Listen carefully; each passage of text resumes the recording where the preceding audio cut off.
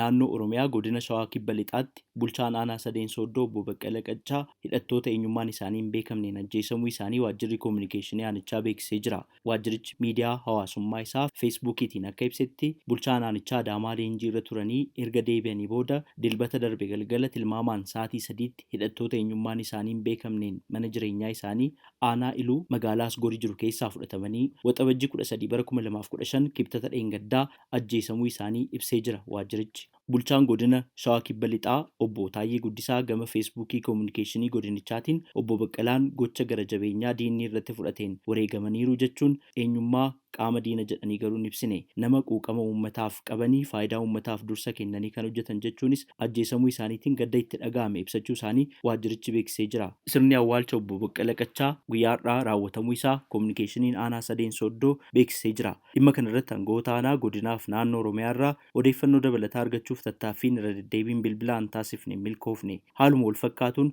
godina Shawaa Lixaa aanaa Daabargaatti bulchaa itti aanaa kan turan obbo Abdiisaa Qananii waxabajjii 1/2015 kana keessa torban lamaan darbe mana isaanii biratti hidhattoota eenyummaan isaanii hin beekamneen ajjeesamuu isaanii koominikeeshiniin godinichaa ibsee ture. Dabalataanis itti gaafatamaan waajjira paartii badhaadhinaa magaalaa Naqamtee obbo Dassaaleen Bokonjaa baruma kana baatii bitootessaa keessa hidhattoota eenyummaan isaanii hin beekamu jedhamaniin ajjeesamuu isaanii bulchiinsi magaalichaa ibsuu isaa gabaasne turre. Ajjechaa aangawoota mootummaaf lammiilee nagaa irratti Oromiyaa lixaa bakkeewwan garaagaraatti hidhattootaan yeroo garaagaraatti taasifaman jedhaman ilaalchisee odeeffannoon akka isa qaqqabu kan beeksise koomishiniin mirgoota namummaa Itoophiyaa haalota kanneen qulqulleeffachuuf sababa haala nageenyaa naannoowwan kanneenii rakkisaa ta'eef gara sanatti imaluun qorachuu akka hin dandeenye beeksisee jira. Haa ta'u malee mootummaan rakkoo kanaaf furmaata akka barbaaduu fi ajjechaa fi buqqaatii lammiilee nagaa irra gahu akkasumas mancaatii qabeenyaa akka dhaabsisu yaadachiisaa turuu isaa itti dabaluun beeksisee jira.